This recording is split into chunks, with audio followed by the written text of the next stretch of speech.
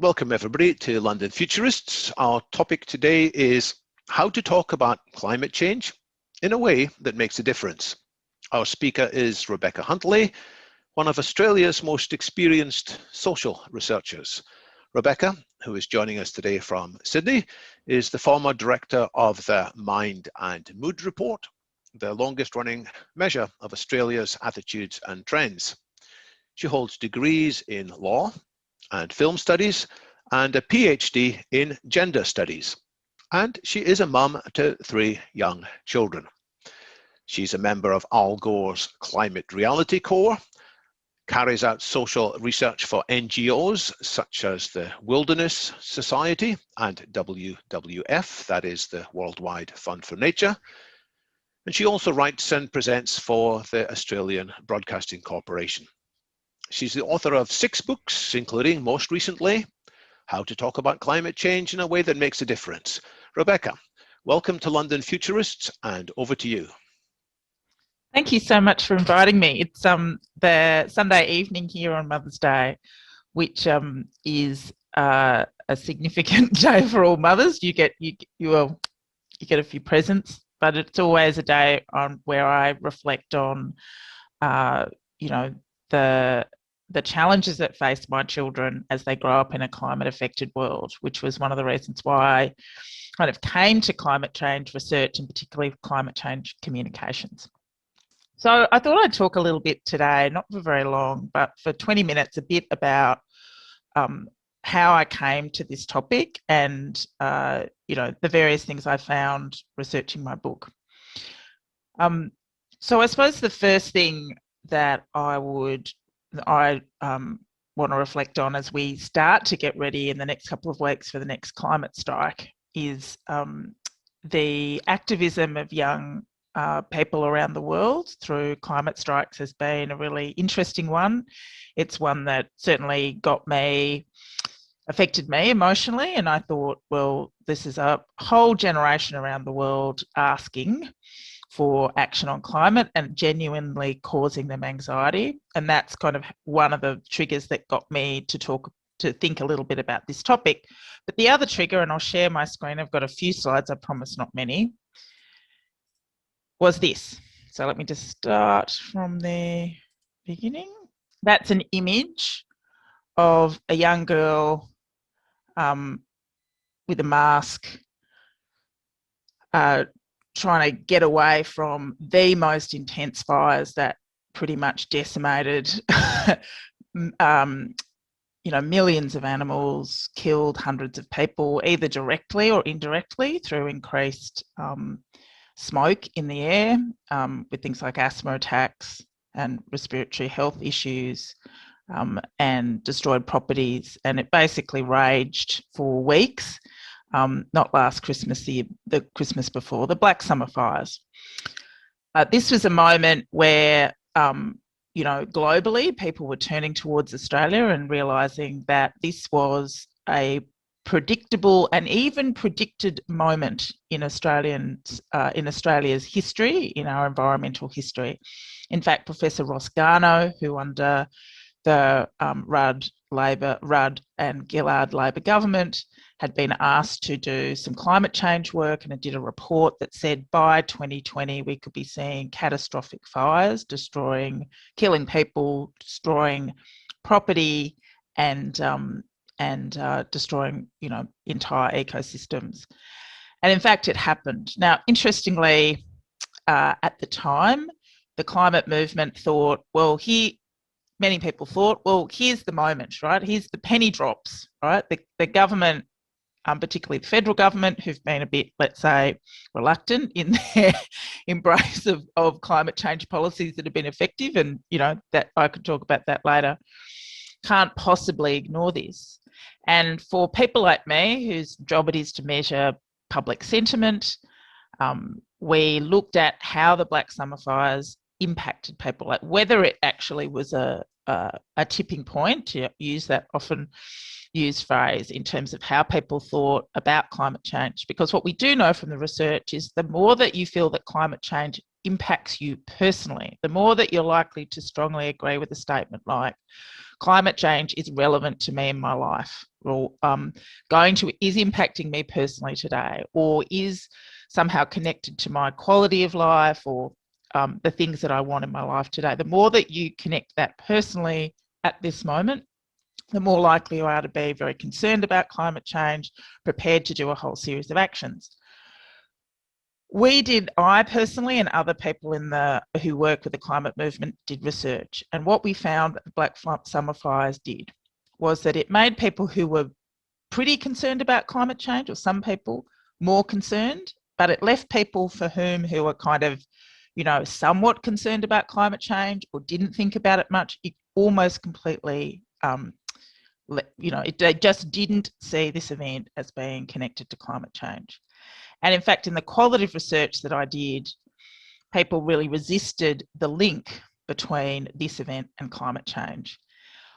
What is interesting, and it's not just been shown by the Australian research, by the global research, if you say to people, do you think climate change is happening? The majority of people say yes. In Australia, it's about every 4 in 5 Australians think climate change is a thing, is happening, want governments to do something about it. If you say to them, will climate change mean more extreme weather events in the future, more drought, more fires, more cyclones? Absolutely. If you say this fire that burned down your house, is that climate change? Even if scientists and first responders and other people say it is, people resist that connection. So it was a real moment where we realised that even something as devastating as the Black Summifiers, people take really quite different meaning from that. And we have to find a way to communicate around these events. These are teachable moments, but not to all audiences. It was a real challenge to the climate movement to get a little bit more sophisticated about audiences. It was at this time that I was actually writing the book, How to Talk About Climate Change in a Way That Makes a Difference. I researched it for a year. I went to Yale University, where there's a fantastic climate program, and spent some time with a social scientist there. But I wrote the book over the 5 weeks. There was 5 intense weeks. These fires started in August, which, to give you, it's the Australian calendar here, but August is still pretty cold. Our summer officially starts on the 1st of December. Our fires started at the end of August. There were fires from the end of August to September. They got worse. And I basically wrote this book over the 5 weeks where the fires were worse, where even in the middle of Sydney, and I live right in the centre of Sydney, there were times I couldn't see down the block for the thickness in the air. Like, there was nobody who was left unaffected by this. It wasn't like it was a remote event. So I wrote the book over that period, and the book is a bit of a departure for me as a kind of traditional social market researcher who writes about politics and writes about other kinds of things, in that I thought, in order to really understand better these audiences that we have in Australia on climate, I do have to understand the spectrum of the emotions that climate change triggers in people. It's an enormously emotional topic, which is a strange thing to say because we tend to think of it as 2 main things: as an issue of science, and it's often the traditional climate script is very much starts with, CO2 levels in post-industrial, in the post-industrial world. It's the language of science, of physics, and to some extent biology, but essentially the science of that kind of science. And then also, of course, it seems very much a policy wonk technical conversation as well, about international treaties and agreements and emissions trading schemes and all these other things that generally people don't understand. But what's clear after years of researching how Australians feel about a whole range of things, and the last couple of years researching it intensely, is that while it's the language of policy, international relations and science seems to be the primary script around climate change, what's clear is when people hear those things, they have a deep emotional response, which can be anything from guilt to shame to anger to fear to resentment, sometimes to hope, anger, frustration, despair. And so understanding, though, that emotional reaction to the climate script, I thought was really critical to better framing the communication around climate Because where we are right now in Australia is that we have so many of the tools to deal with climate change, and potentially in Australia, because if anybody's visited, we do have a lot of sun and we have a lot of land that's not really doing much. I don't think there's a better place to build solar farm after solar farm. We're extremely well positioned in terms of Asia, and we're a place that has the technical expertise to be able to make this transition. So we've got the technical tools, we've got now a lot of business goodwill, not just goodwill, but action. What we have is some political blockages because of where the electorate is on these questions. And so at this moment, climate change is a political problem in Australia, not an industrial problem, not really an economic problem. It's a political problem and it's a communications problem. And the fires really brought that home, realised that the environment movement, who's taken most of the carriage of communications in Australia around climate, has created a solid and important section of the community. We call them the alarmed. I'm just going to move a bit further, come back to this. This is audience segmentation I've been working on, which is essentially a kind of a replica of the Yale George Mason Six Americas study, which has been going for 12 years, which segments their community, the American population according to how they feel about climate. And this is the Australian version. So the climate movement in Australia has pretty effectively created this alarmed segment, which is 1 in 4 Australians. So that's not it's not unsubstantial group of people. These are people who are really worried about climate change. I think it's their first or second political issue. It's the issue that they vote on. They're doing a whole range of activities that they think might, and behaviours, advocacy they think will commit to climate. Unfortunately, they almost always vote progressive. Only about 20% in that group would vote regularly for a Conservative Party, and they're clustered in inner city in safe seats, right? But it's a significant part of the population, and the climate movement has helped create that. They're good at talking to that group, although they can get better. They're not great at talking to any of these other groups. And even about a third of the alarmed, so it's about 20% vote Conservative, about a third of the alarmed could be doing more. And often when in this research, when we ask, why aren't you doing this, doing that, doing the other, they say, well, I'm not that kind of person, or I don't know if that would be effective. So we haven't really created a lot of other places or other avenues for that group to express their concern about climate. So the Black Summifiers was for me a trigger, a further trigger to understand a bit more about how these audience, how to communicate to them individually, but potentially also as blocks collectively. If you look in the middle at the concerned and cautious groups, it's a big part of the population, that kind of middle Australia part of the population. Together, that group decides elections. There's the biggest group of swinging voters in that, in those two sections. And a lot of them live in outer suburban areas, So anyway, so that in the wake of the fires and the rebuilding effort, my book came out actually just as COVID was hitting. There's a few little bits about COVID in it, and I've done an enormous amount of work last year on intersections between COVID and climate. This segmentation was built, and now I'm working more broadly with the climate movement about how to target these different audiences, how to communicate with them. So as I've worked with the Compass and as I wrote the book on climate, and I'm happy to answer kind of more detailed questions about the book itself, I came across a couple of first principles, really. And I say first principles because if only it was, it would be wonderful if we just had a really simple equation, a recipe about how to get people to care about climate, a little bit of fear, a dash of guilt, plus a whole lot of hope and whatever, and equals people will do something about climate or make it relevant.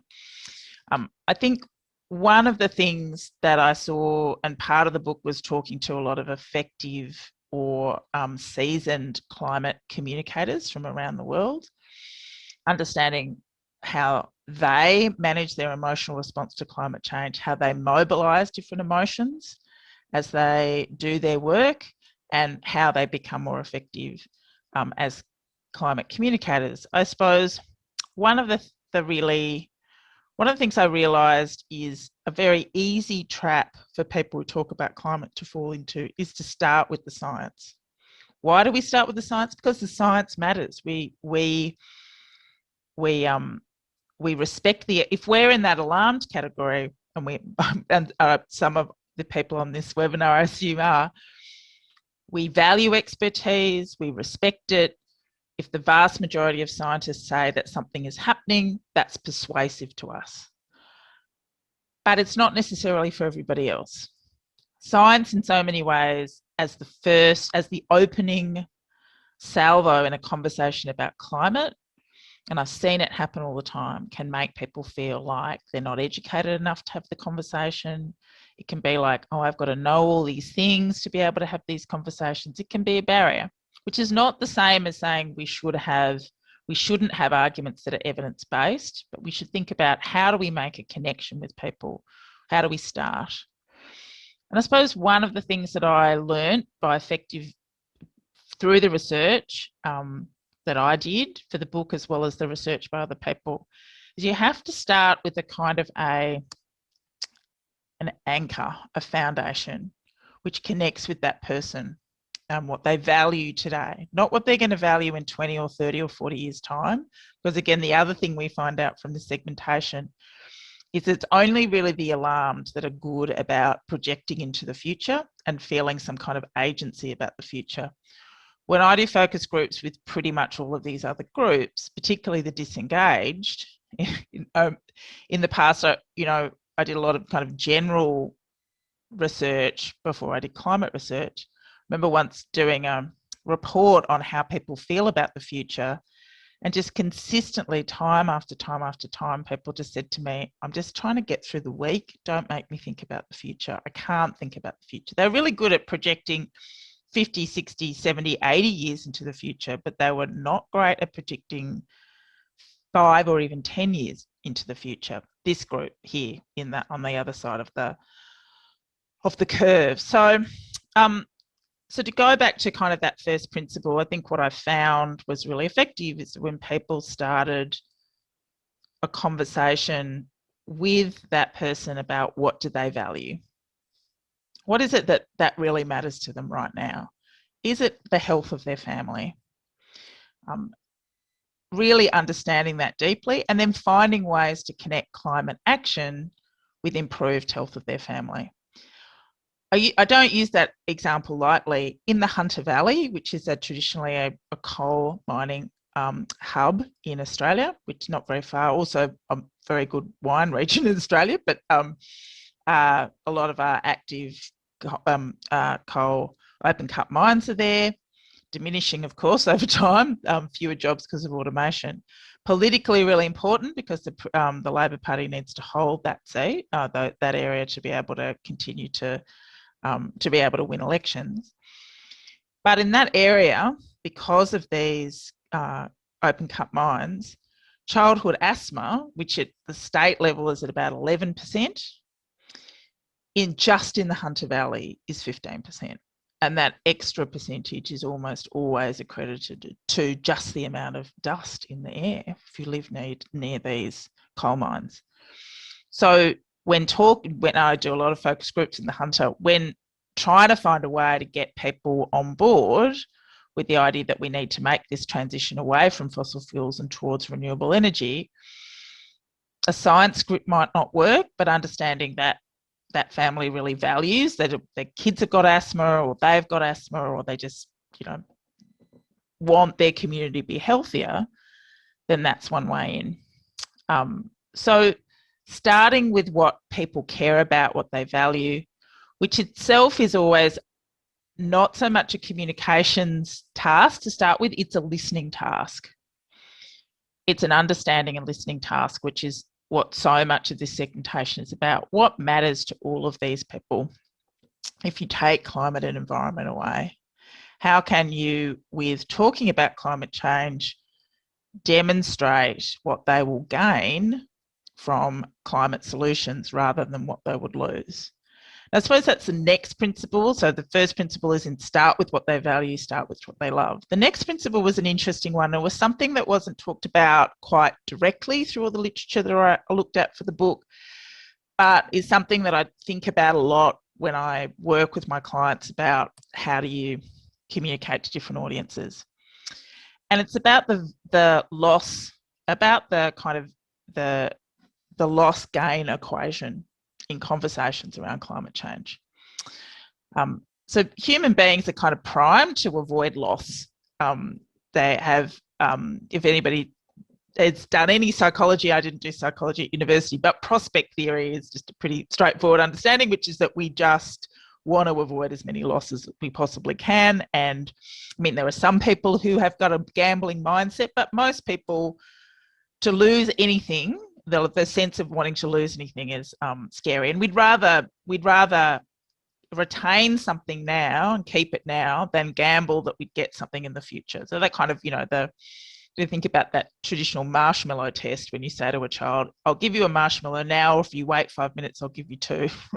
They generally just want the marshmallow now. So one of the things that was, and I don't mean to be critical of the climate movement, because this is, these are my people. This is very hard stuff to communicate about. But I suppose one of the things that had really struck me about the way in which people talk about climate action is very much framed in terms of what you have to give up. You're not going to be able to drive a big car, and you're not going to be able to travel, and you can't eat meat, and there's all these things you can't do. I mean, that's often been lampooned and exaggerated by the opponents of the climate movement. But one of the things that the climate movement has struggled to do is paint a picture of the future, which is a realistic one where it isn't all shiny and happy, but where it isn't about deprivation and loss. It's very good at presenting a kind of apocalyptic view of the future, which we know is based on some pretty firm evidence, but it's not necessarily good at talking about what you will gain from action. It's very much presented in terms of loss. Now, you can't just say that we're all going to gain stuff from climate action. Things are going to be lost. They have already been lost. We're losing quite a lot of the barrier reef. There are places, and it's even terrifying to Australians, where we may, there are parts of Australia where koalas they're just not going to be there. There's some genuine questions whether wild koalas are going to be able to be seen in 15 or 20 years. We just have no idea how many koalas were killed with the Black Summifiers. So we have to be honest about what's at stake, what has been lost and what can be lost, but we also have to emphasise what can be gained. So that value, that kind of loss-gain equation matters more the further you move away from the alarmed. The alarmed are really motivated by what has been lost. They respond pretty well to really scary visions of the future. It can mobilise them quite well, but the further you go away from that core commitment to climate, the more you react to apocalyptic visions, deadlines, and messages that talk about what you could get, the value you could get from climate action. A lot of my work at the moment is with the renewable energy sector, with the peak bodies. All of our focus group testing for messages is in that concerned and cautious group. And, we're just hammering home this idea of cheaper energy for your home. Cheaper energy for businesses means more money to employ more people and do more things. And isn't it going to be good that we're not going to have as much pollution? And isn't it going to be good that we're going to have, protect our farming land and protect our native animals and make sure that we have clean water? So it's as basic as that. So I have talked a little bit longer. I was told I've talked for 30 minutes, so I might stop now and I might stop sharing that screen. So I've kind of jumped around a bit.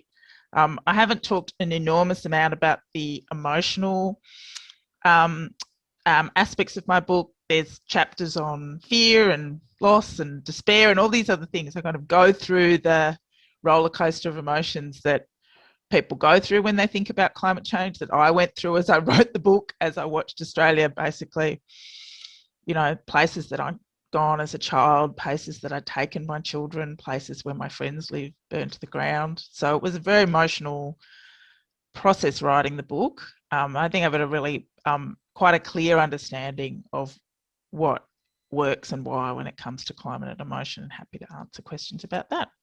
And I see that there's a Q&A in the chat, but I'll head back to you, David. Well, thanks so much, Rebecca.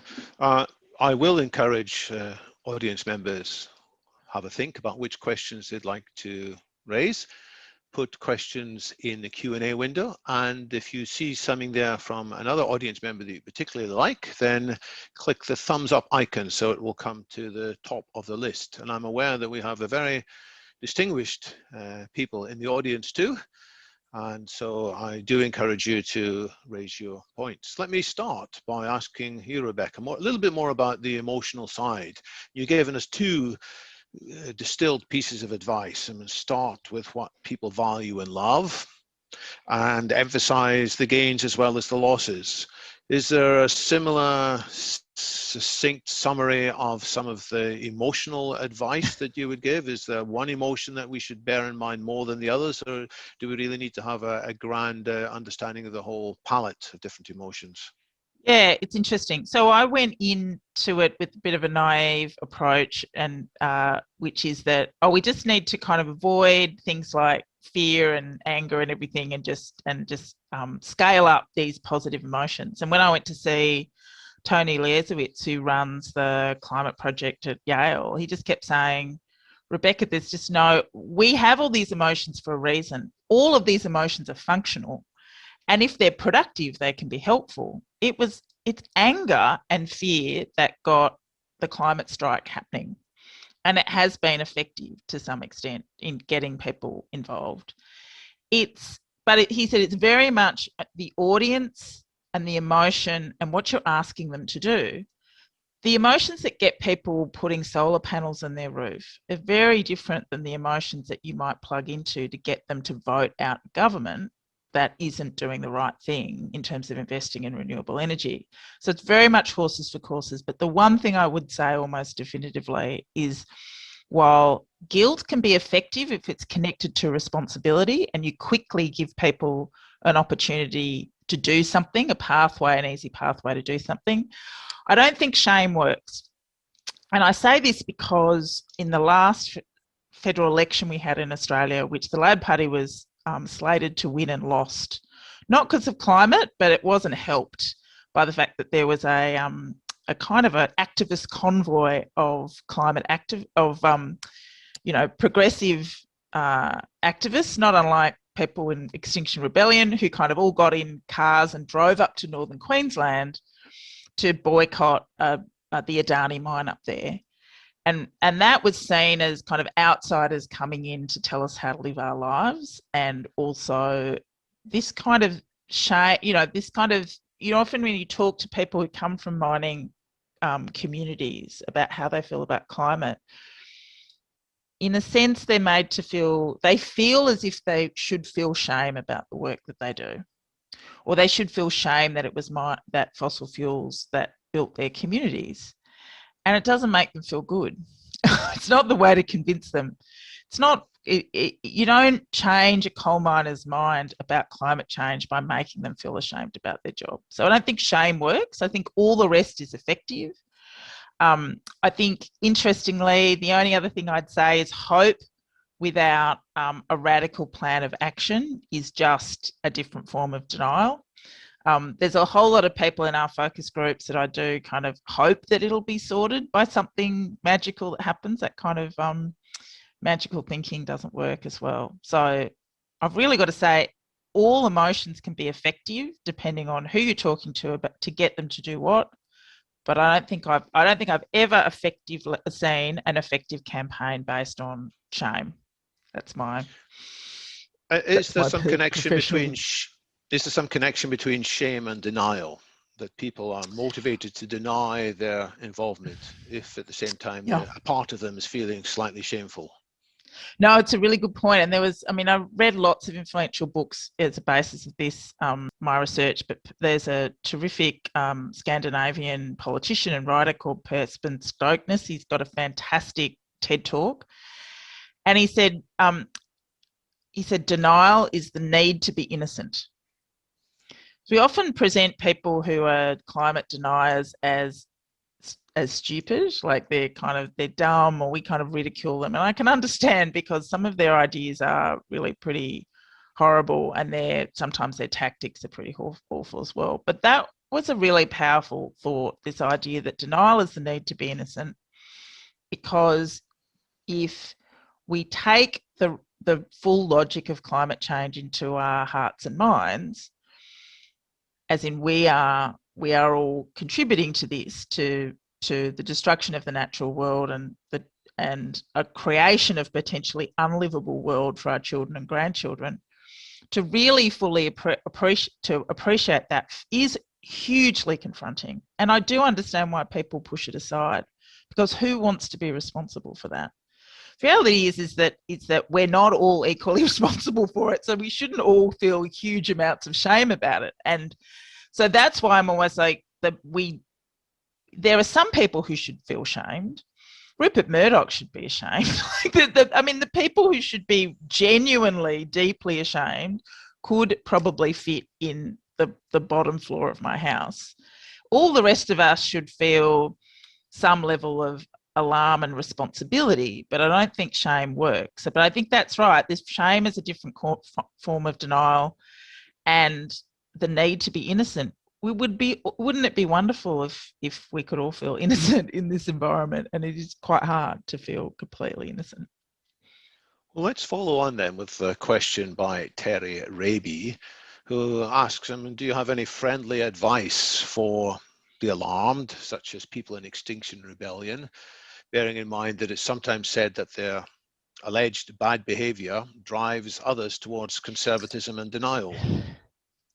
Yeah, so look, I understand the panic of people who are in Extinction Rebellion. And there are moments, because of the work that I do, that I get briefings from scientists about what the science tells us.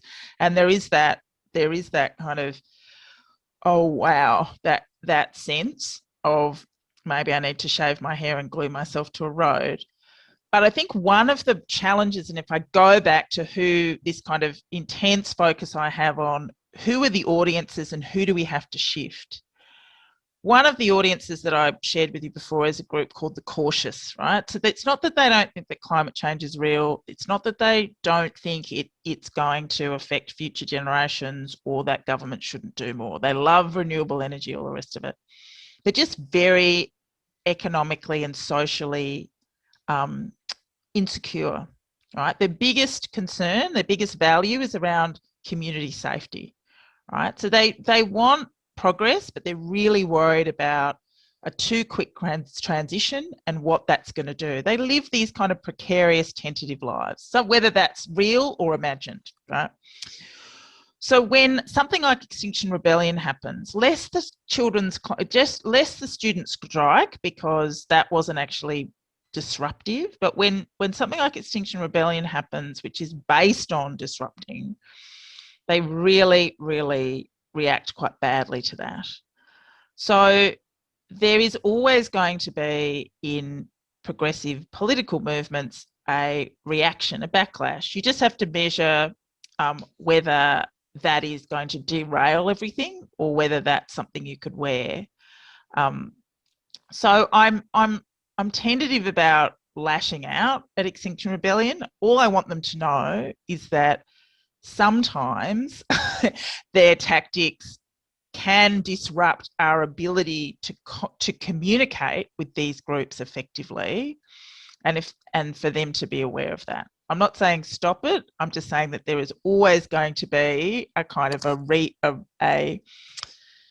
a consequence, and this can be one of them. And communicating to that group is really, really difficult.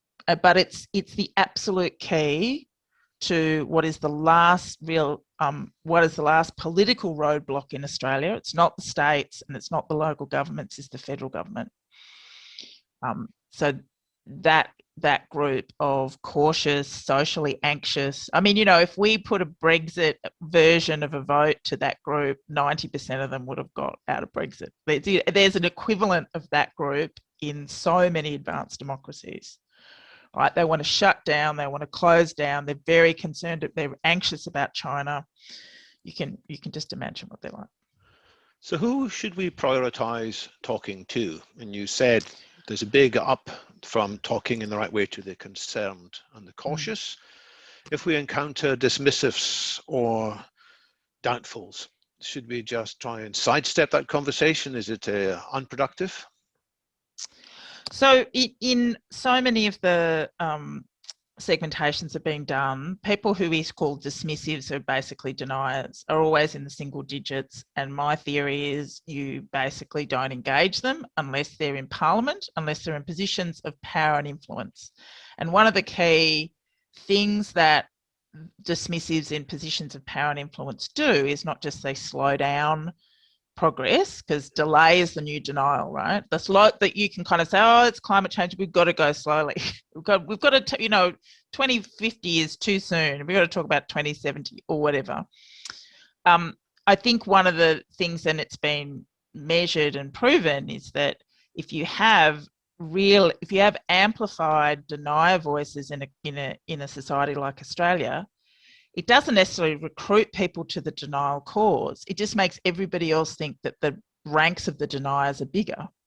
So most Australians, when you say to them, so 91% of people aren't deniers. But when you ask the rest of those people, how many deniers do you think there are in the community? They say 20 or 30%. They think they're bigger than they are because of those positions of power. So I think that some of those people have in our media, in our politics, which is why they need to be effectively counted in those environments, whether that be through the ballot box or whether that be through a whole range of other ways in which people call it deplatforming or whatever. In terms of who I think we need to talk to, we need more diverse and effective messengers that can talk to different kinds of communities. So in Australia, we have, as in probably all the places that are coming in at the moment, it's an ethnically diverse community. Chinese and Indian Australians are a significant part of the population. It's a multicultural society. I'm not sure that our messengers around climate change are effectively talking to those communities, either in their original language or with people that look like them and talk about the issues that matter to them in ways that relate to them. I'll give you an example. In Sydney, which is a sprawling city of millions of people, I'm in the inner city. On a hot day in summer, it's maybe 8 to 9% hotter in a place like Penrith, which is about an hour and a half drive on the outskirts of Sydney, than it is here. There was one day 2 years ago where Penrith was one of the hottest places in the world. And places like Penrith are almost entirely, like, there are white people in Penrith, but there's African communities and there's Lebanese people. There's Pacific Islander communities. It's huge, hugely ethnically diverse. So we're talking to them about things like extreme heat, connecting it to climate in ways with people that connect with those audiences. So I think we need diverse voices, and we need to talk to people for whom their values and horizons around climate aren't in the future, but are now, and more present and urgent and potentially more material. And I think that that's going to be politically important, as well as important more broadly for the movement, around engaging the movement as well. So engaging different kinds of communities within the movement. It's happening slowly in Australia, and it's getting better. Well, let's just stick on that point a little bit more. There's a question from Christina Morrison, who's doing an MSc dissertation in London on the implication of minorities and social media in the climate change activism. Her question asks, what are your thoughts on the challenges and implications of including minorities in climate activism? So I suppose I've got to, so within the context of Australia, I've got to make a distinct comments around our Indigenous Australians, so our First Nations Australians, not as part of a migrant community as well, that would have to add. But in terms of non-white voices in the climate discussion, they've always been at the centre. They're extremely effective, they're extremely good, and they're also at the forefront of climate effects. So a lot of the, for example, towns in the interior of Australia that have completely run out of water have significant Indigenous communities there.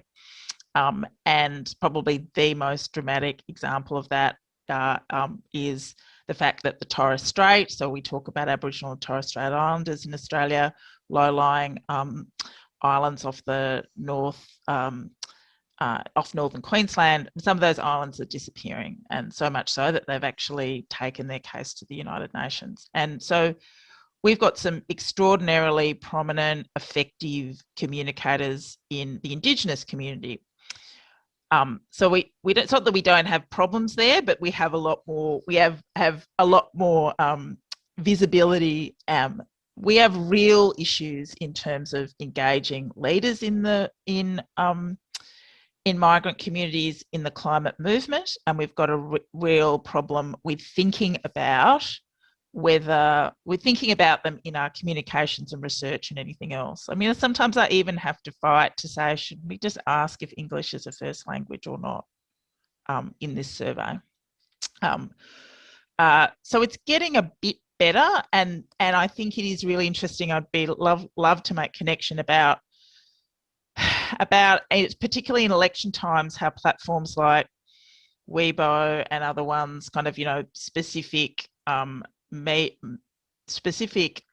social media platforms that are used by different migrant communities in Australia, how information about climate change or government policy around climate change might circulate in those environments a bit differently. So this is a huge challenge, and I just think that we just need to have we need to promote and make the climate movement more open to different migrant communities.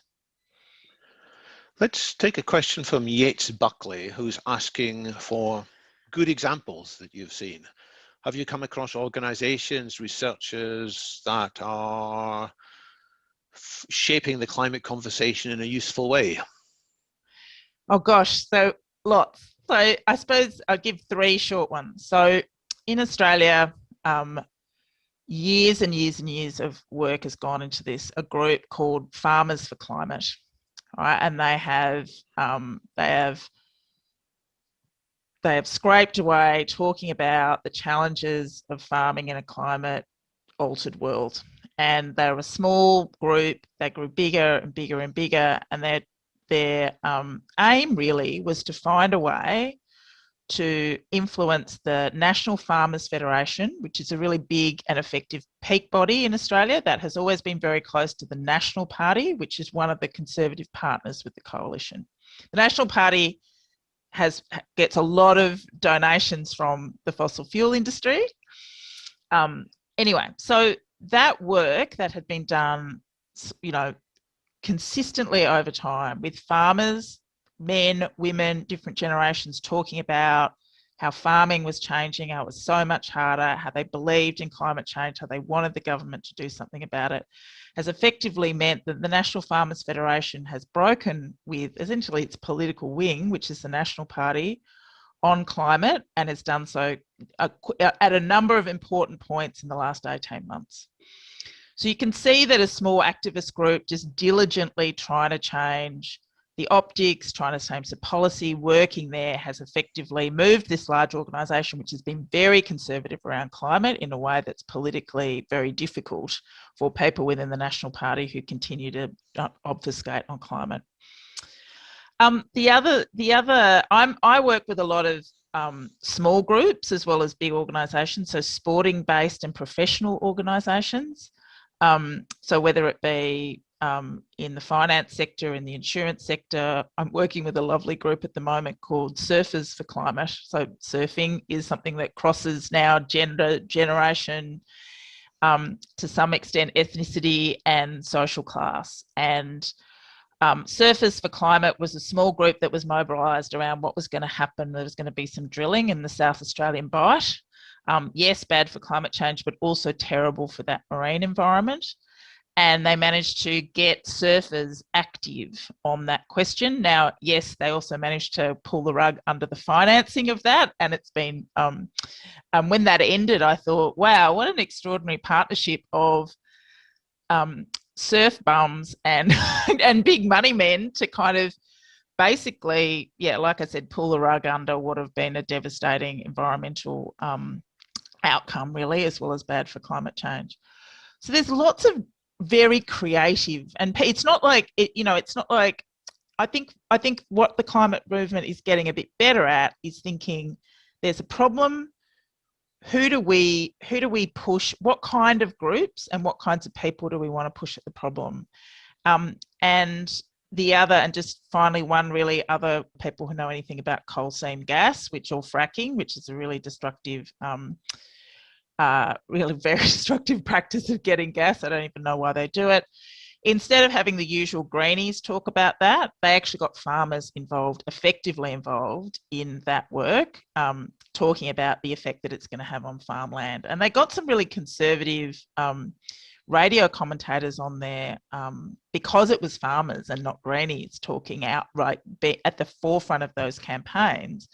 They actually got some conservative radio people to support them, and it's meant that the progress of some of that, or at least the expansion, has been halted. So this is an example of what you do when you think a bit creatively about what's the issue, who do we need to shift, and who is the messenger, who is the most effective messenger. And sometimes the most effective messenger, unless you're David Attenborough, he's everybody's effective messenger. Sometimes the environment movement is not the most effective messenger. In fact, it often isn't for anybody else who isn't in the alarmed. So sometimes the messenger is more important than the message. Absolutely, we're at that point, and most of the researchers say that's the point. In Australia, our challenge is to get people who are conservative in their political allegiance and behaviour to take climate seriously.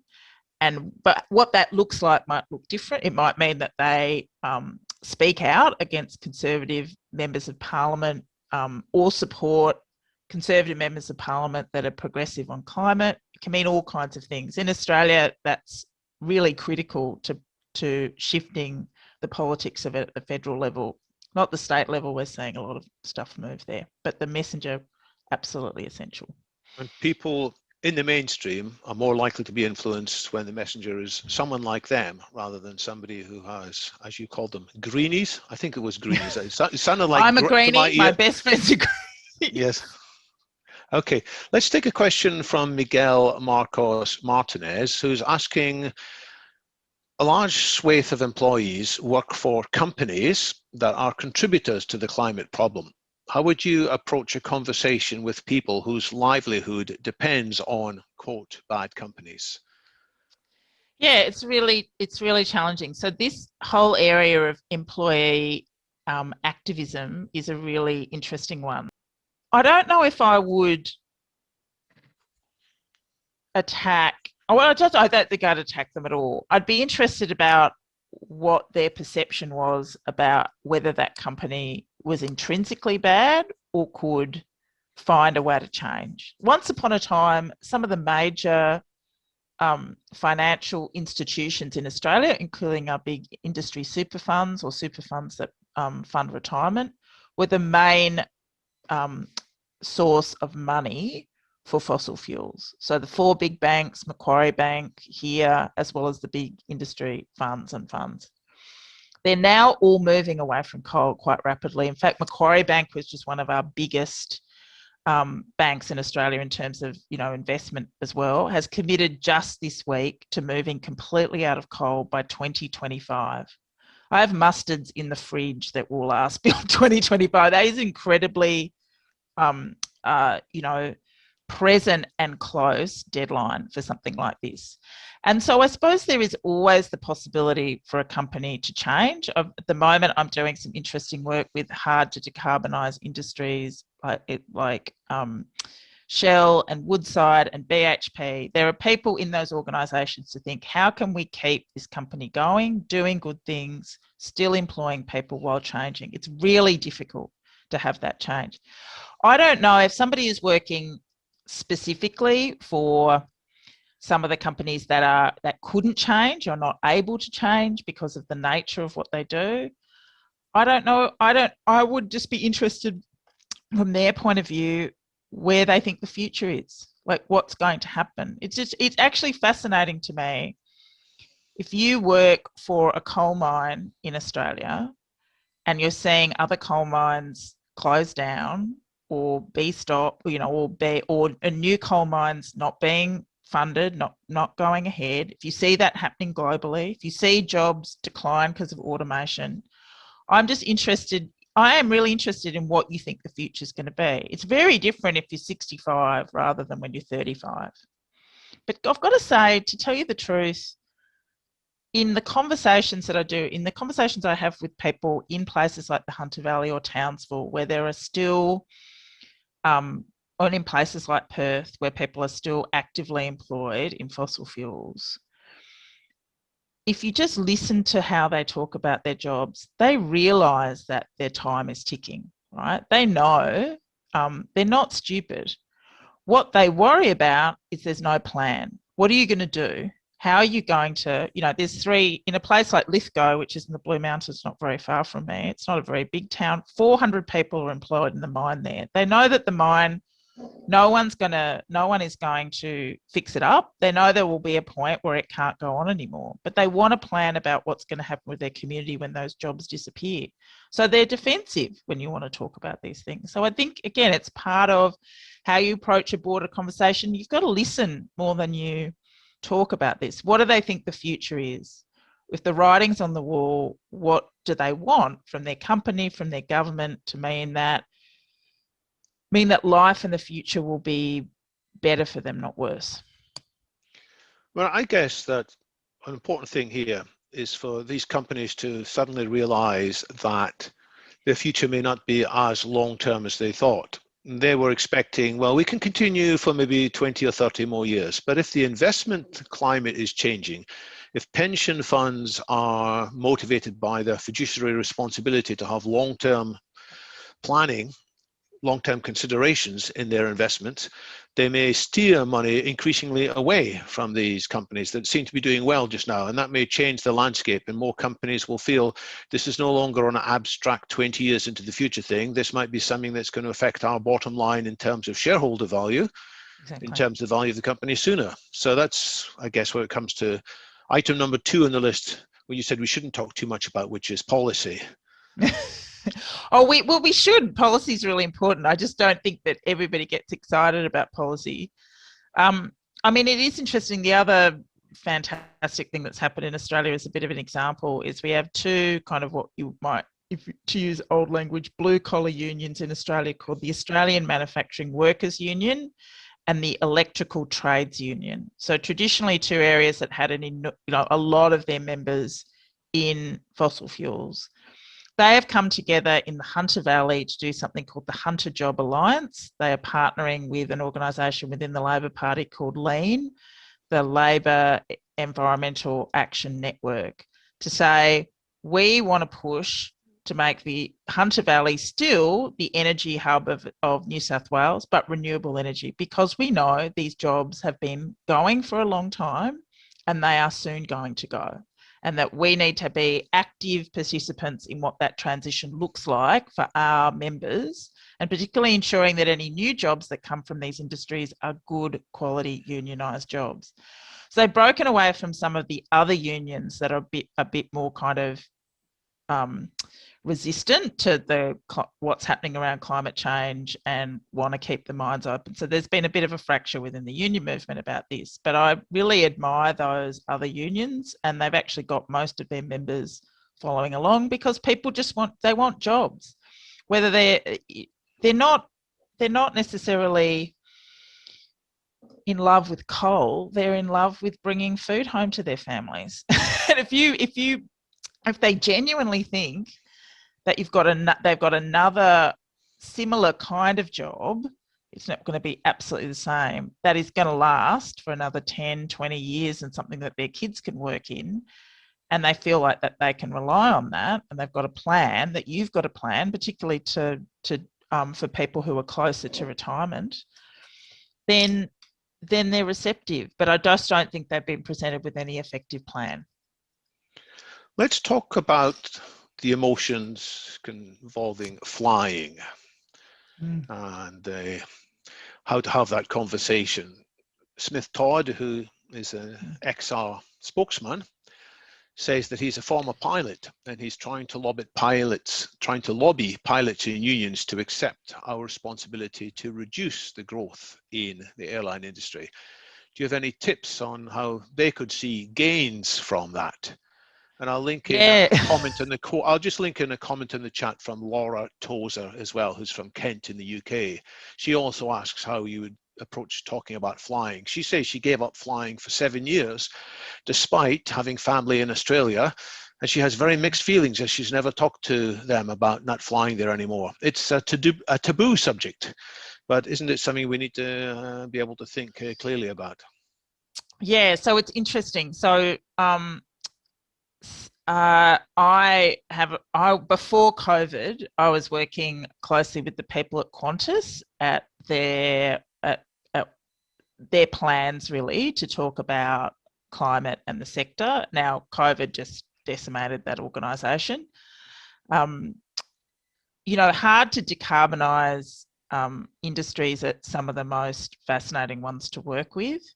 I think there is some, anyway, if you want to reach out in the chat, there's some interesting examples in Australia around a network that are talking to people in their professional capacity about how they can think about doing their jobs differently, or to kind of actively work within their peak bodies to bring climate issues to the fore in those organisations. I've done a similar statement and petition in the market research industry as well. So I think it's a really interesting way to harness people's professional lives and professional identity as a way to say, well, how can we make a contribution? It's just going to be different for different industries, isn't it? One of the things that was really clear working with Qantas is that people were not kind of availing themselves of the offsetting option quite as much as they thought it would be. It's not that expensive. It's because they just really didn't understand what offsetting was, and they didn't quite understand how climate and environment would work with flying, other than maybe having recycled packaging for foods.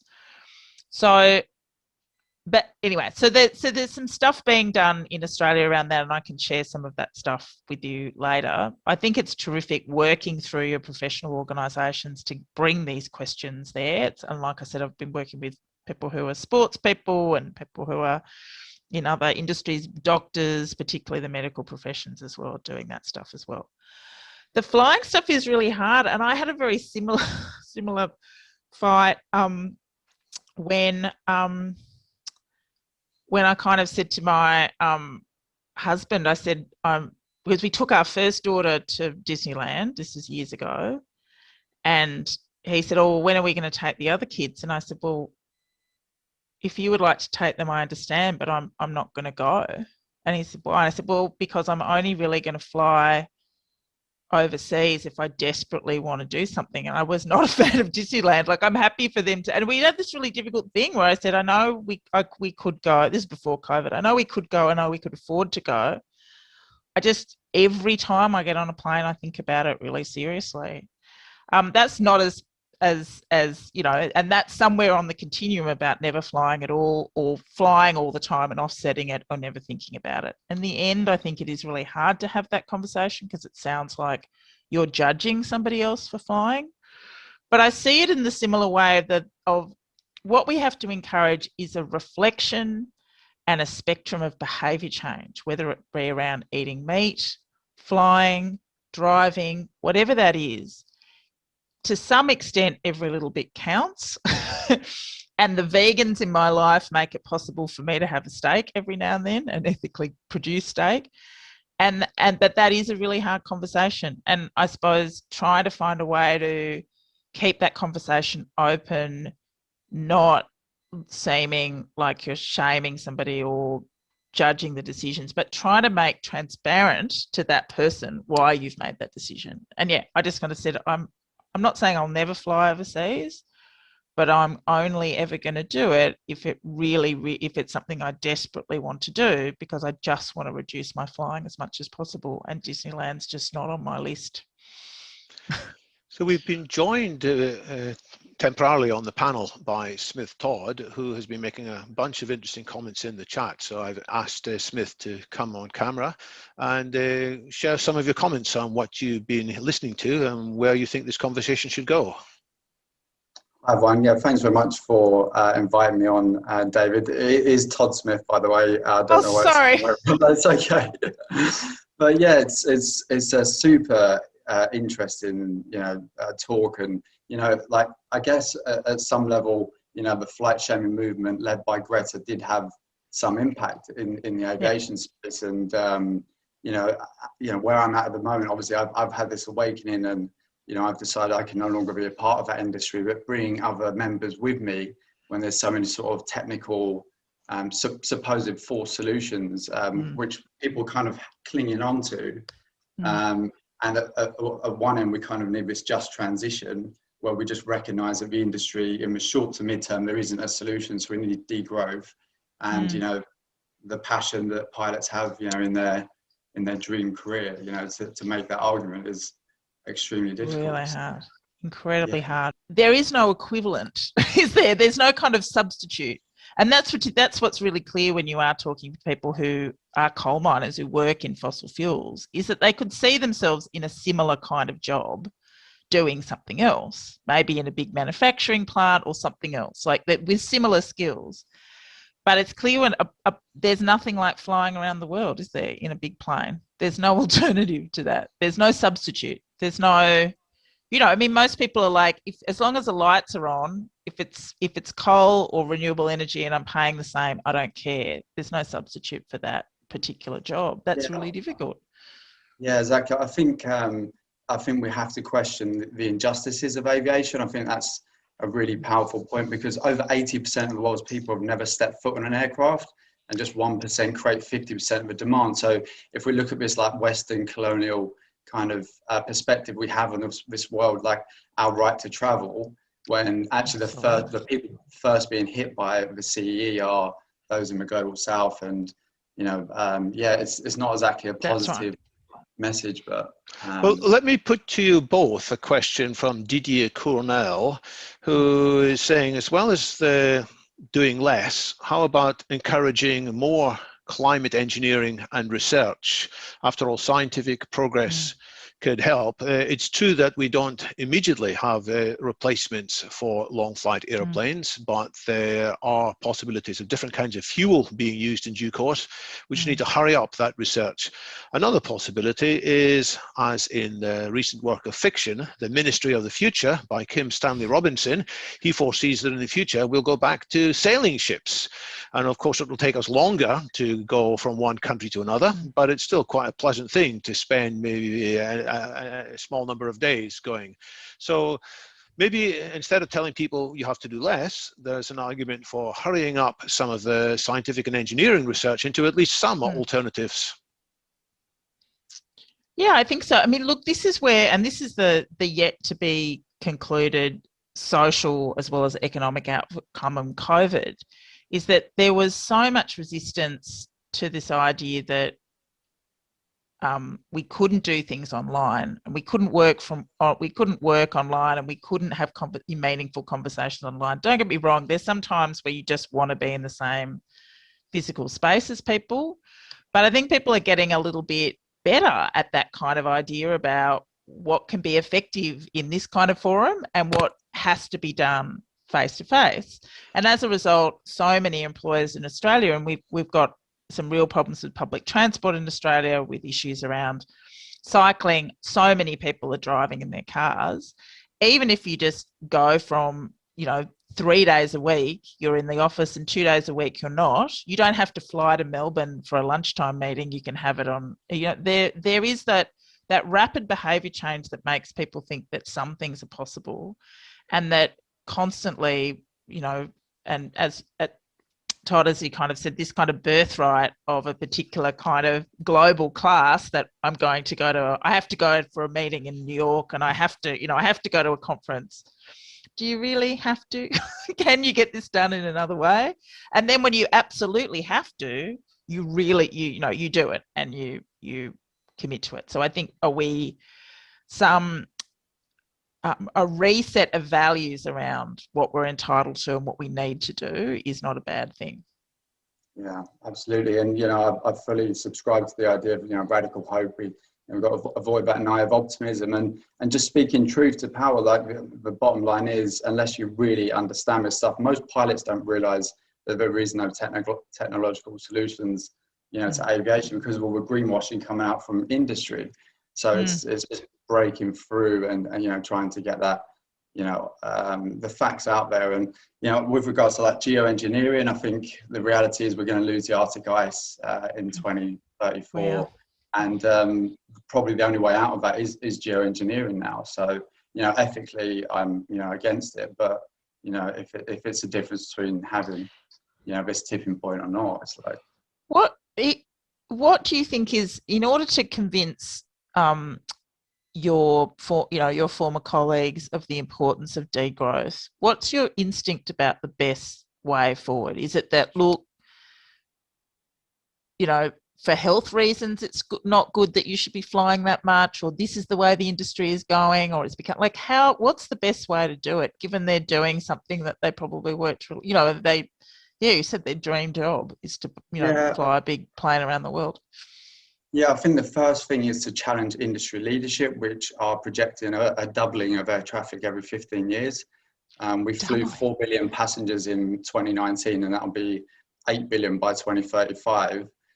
So if we accept that growth is not sustainable, the developing world, will have bigger problems than wanting to go on holiday to see dead coral reef, then we can at least start from a position of, well, this is just false marketing to shareholders, and our jobs are at threat. The much bigger wave is going to be the CE. Yeah. So let's recognise the dangers to our industry, and let's take action now. And if you're willing to transition out, then the government should support us in that process and create these green jobs and reskill. Understood.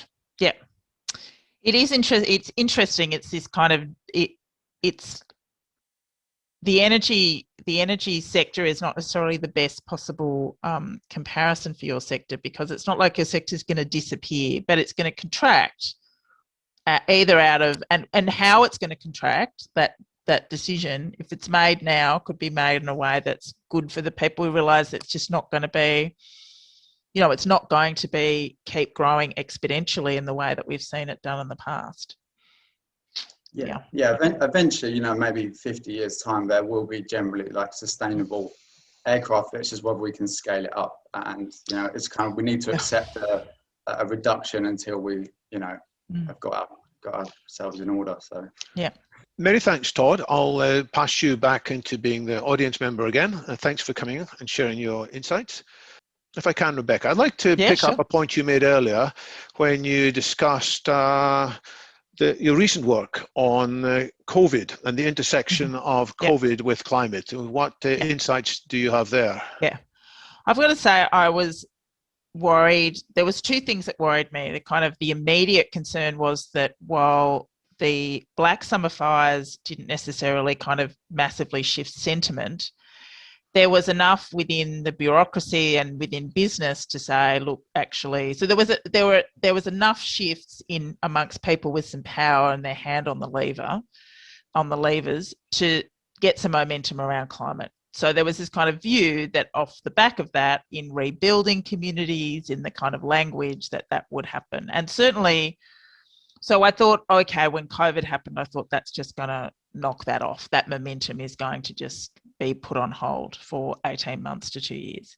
The second thing, and this was more informed by the research about the book, is I thought what we're going to start to see are all these videos of, ecological bounce back, and we started to see it very early on, animals return, when people people move back into their houses, animals, trees, people have started talking about, a reduction of emissions because people weren't, of all these things. Although, as I understand it, and I've tried to get some definitive research, and if anybody can share it with me, the reduction was not significant. Like the reduction was a blip.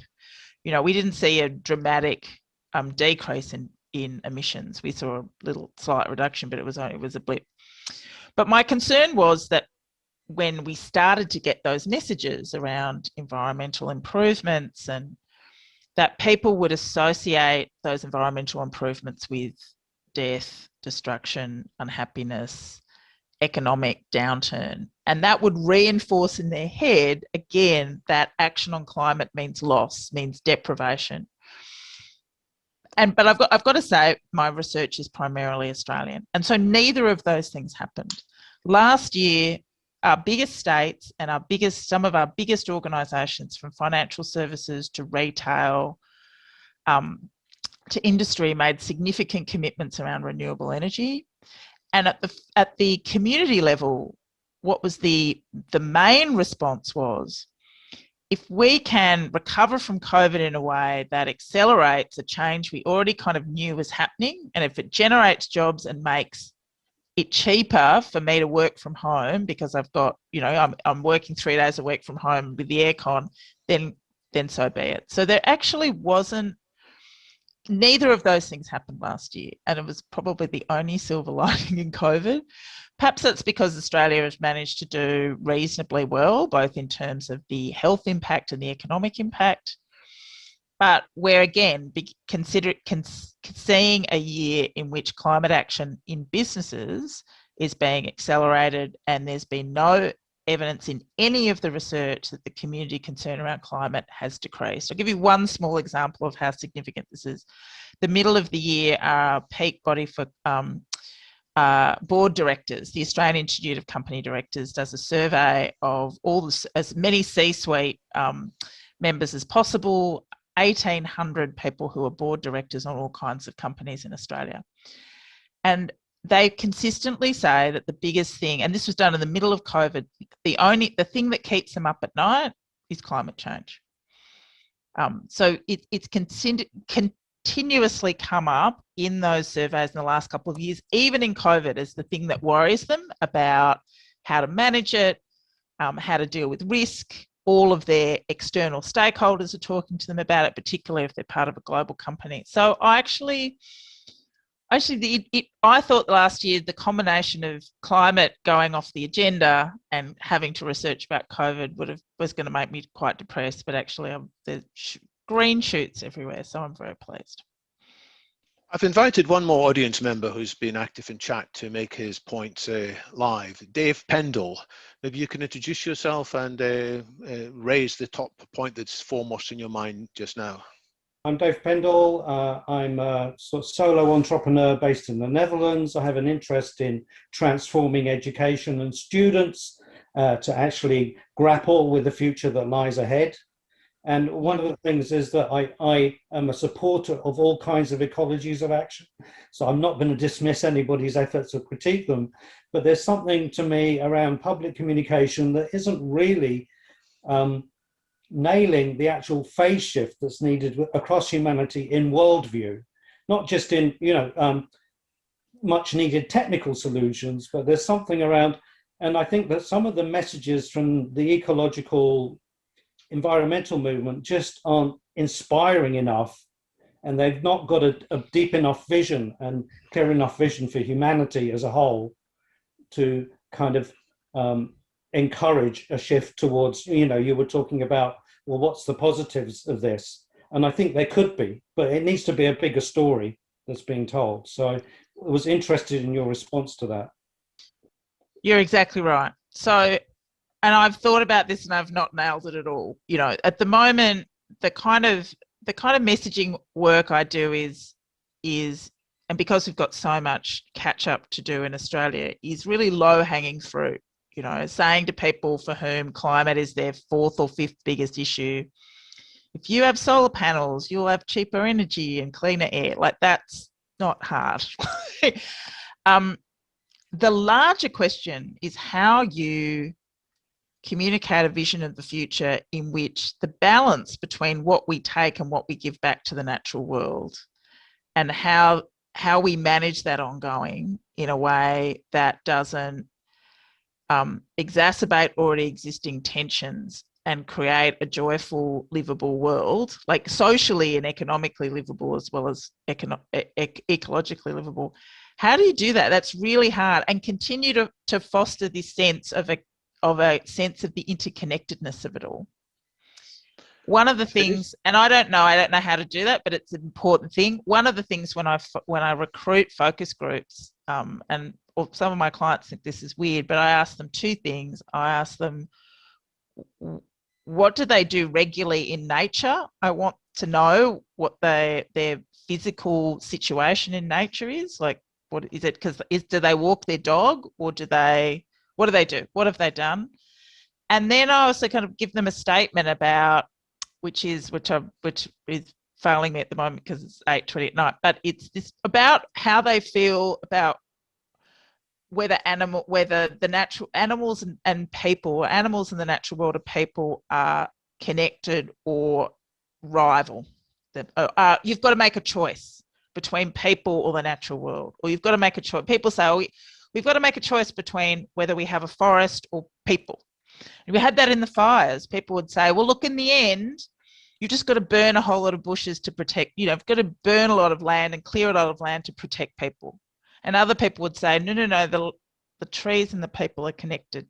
You can keep the trees and the people safe if you do. So that is our larger challenge, right? How do we, and that's a ethical, philosophical framework for how to live, really.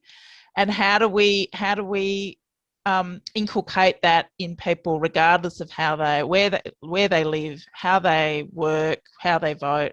Huge challenge. I totally agree. So Dave, I'll call you when I work it out. Well, when you're giving a thumbs up, Dave, and is that message big enough, inspiring enough, when people often hear words about degrowth and they're afraid about cutting back and getting less out of life? Are you hearing the beginnings of something more positive and inspiring that could achieve large changes of attitude? But I think the admission that it's an issue, Rebecca was right on it and just said, yes, I agree. That's a starting point. But I think also we sort of need to foster, as much as our external world needs to change, our inner life needs to change. And without some inspiring connection, ourselves be inspired by our own lives and being grateful for our own lives, and that transmitting that has to be a part of the package. So I'm grateful for life, per se. Thanks so much. And maybe the final comments I will bring in is from Terry Raby, who has also been asking questions on chat quite a lot. Terry, what's your reaction to what you've been hearing? I guess I'm a bit concerned about the strategy and about it not being wholehearted, if you like. So Rebecca was talking about facing people with loss in terms of future benefit. That's obviously right. But there's a reluctance to admit, I guess, that there's going to be some adjustment, and that to make that adjustment, we're going to use technology. For example, to use genetically modified crops that will survive in the different environment that is going to be there when it's hotter, especially for places like Africa. So that it seems to me there's an ideological blindness in the deeply committed, which prevents a wholehearted approach to this thing, which will involve technology of advanced kinds. And I guess the other aspect of it is it's because there's a moral approach taken to these things, when a much more effective approach is an economic one. So if you charge people what you think is the reasonable cost of flying, then everyone can forget about whether it's a moral decision flying to Disneyland or not. They can just say, I'm paying this much and this is going to work out, you know, some way through the economy. So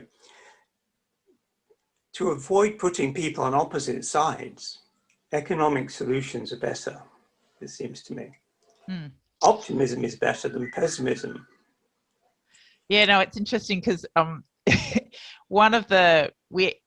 the segmentation we did, we charted all the groups on a spectrum of pessimism and optimism about humanity, and you won't be surprised that the people who are really, really alarmed about climate and the climate deniers, they share a lot in common, kind of in terms of their psychological profile, and one of them is deep pessimism about climate, about humanity, about humans. But also, and this is really interesting when you talk about that moral frame, for them, climate is a it's a social, political, cultural, personal identity question. For everybody else, they're kind of up for grabs. They don't kind of, and the economic frame can be incredibly persuasive with them. So because they're really like, well, yes, of course, this would all be wonderful. Show me the value. I suppose for me, I do think that there does need to be a kind of larger question about, there is actually probably no economic value we can put on something like the ability to see a koala in the wild, right? There is an economic value for that for Australia, but there's also a kind of an incalculable cultural good about that. And you can actually convince people of that as well, because it's not merely just about your electricity prices are going to be easier. I definitely think that people get a lot of enthusiasm and a sense of optimism when they think about the technological tools available to us. I've just been testing a whole lot of stuff around green hydrogen with people. People don't know what it is. First of all, they don't know what hydrogen is. They think it's like, they kind of remember what happened at school in their chemistry, in their science class. Then you explain to them what hydrogen can do. Then you can explain to them what green and renewable hydrogen can do, and they get really excited. And suddenly this seems like a lesser challenge. The challenge of dealing with this energy transition, which is at the heart of what we need to do about climate change, is less of a challenge. And then they also get a bit excited about nature-based solutions to some of the problems we already have with the CO2 in the system. So in Australia's pioneered this idea of that you can have this kind of seaweed that you give to cows, and it's all this kind of stuff. So they get excited about that. They get optimistic about that. So I completely agree. I think framing this all the time as a moral challenge upsets, alienates other people. But as I said in the previous conversation, we still do need to find a way to foster a broader value, not kind of divided up by partisan politics, that we should have a healthier relationship with the natural world, whatever that might look like. And that is still important, that there's both an economic value to that as well as a greater kind of social and cultural value, that we don't just think that the natural world is there for us to continue to use as if it's endless. So in the bigger story, there's certainly a role for embracing some parts of technology, green hydrogen and so forth, but there's also a role for re-envisioning a human's relationship to the environment and nature. Yeah, That's part of the absolutely. story. We're almost out of time. Terry, thanks for coming online. I'm going to switch you back to being an attendee. There's such a good question by Andrew Garthwaite. I'm going to try and squeeze this in. It's actually in the chat. He watched the film Seaspiracy, which has been Oh, quite yes. controversial. Yeah. He comments that it looked like somebody had taken a low-rate History Channel UFO conspiracy documentary and applied the same production techniques to sensationalizing environmental issues. He says he watched it and he was appalled with the standards of journalism, but at the same time, he changed some of his eating habits. So he goes on, should we be dumbing down the message and make the delivery compelling? If we do that, are we going to reach the people who are hard to get? Yeah, I think there is something to be said about taking a little bit of a leaf out of the book of people who've been really good at stopping things like climate change. They do not pull their punches in terms of, for example, how they communicate. Right? There's something to be said about the muscular, robust approach that they take to driving home a message and understand that what you're trying to do is move people to do something rather than go, oh, isn't that all very interesting and all very balanced and all very good? There's another one called Cowspiracy as well. And I think it was a similar thing. And so many people have said exactly what you said, which is they watched them and thought, this is over the top, but it's brought about behaviour change. So I think that there is there is a role for these kinds of things. I wouldn't say that it was dumbing it down at all.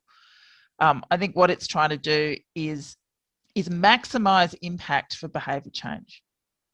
And the other thing that's for somebody who's tested political messages for political parties and negative advertising for a long time, people say they don't like it, but it works.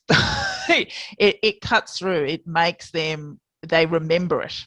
And so there is something about that as well, understanding how human beings respond to negative things as well as positive things.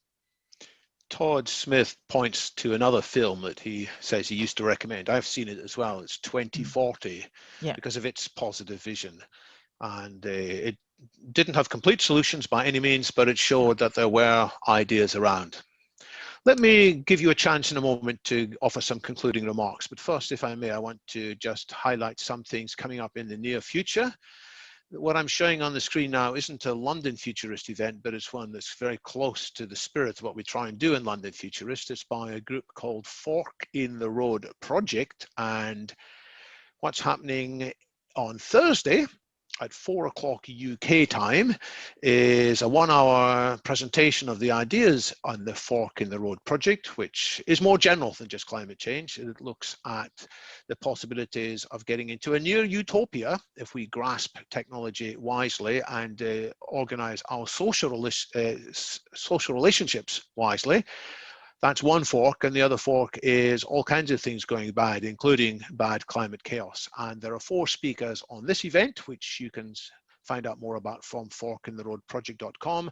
Brenda Cooper is talking about the significance and use of science fiction to help people envision and create a better world. David Hoole is talking about how we can solve climate change. Bronwyn Williams, who recently spoke at London Futurists herself, is speaking on issues and choices regarding the future social contract. And Philip Kotler, who is very well respected in the world of marketing, is asking whether capitalism can adapt and learn from something he calls Nordic capitalism. So that's coming up on Saturday, and I'll be there. And I encourage people, if you haven't seen it already, to look at the Fork in the Road Project Manifesto. And if you like what's said there, sign up to it. Then there is another London Futurist meeting happening on Saturday, which is, I guess, in 6 days' time, with one of these same speakers, David Hoole, who is a global futurist, and he's going to be talking about themes from his recent new book, A Decade of Cognitive Dissonance. And the themes are slightly similar to the ones we're talking about today, which is that people are in a sort of inner turmoil often as they see their own ideals in tension with what they're seeing from the world. Our beliefs don't match reality, and we get into difficulties as a result. And how do we wisely manage that? That's what is going to be featuring in that talk. You can find the details on London Futurists website. Having said all that, Rebecca, I want to thank you for coping with a whole barrage of questions, some challenging. Great questions. But, Great questions. Thank you so much for coming on board. What are the things you'd like people to take away? Maybe things you would like to stress that haven't been stressed enough before? I suppose one of the things that surprised me and illustrated something that I've found in the book is that going into this work exclusively 3 years ago, I thought I'm going to be really depressed. It's going to be really hard. It's going to be tough. I'm going to find it mentally and emotionally really challenging. And it's not that it hasn't been challenging, but the mere fact of doing the work has made me less anxious about climate change. I am still anxious about it, but I feel like every day I'm doing something. And more importantly, I'm meeting people that are in their own small way, or sometimes in a big way, making a contribution. So the only real ethical and I think self-care choice is to find a way in your life to do something about it with the skills that you have. And yeah, I'm actually, weirdly, I've never enjoyed my work more than I have in the last 3 years working on climate. Well, I very much enjoyed reading your book. I found it lots of personal voice. I found myself smiling. I've been also going through the gamut of emotions from time to time. And I found myself even more motivated to ensure this conversation goes in a constructive and productive way, which means not just the messages, but also how do we appear as messengers. So I want to thank you so much for giving your time to this event. I want to encourage people to find and read your book, and look forward to a better future together. Thanks, everybody. Thank you. Bye.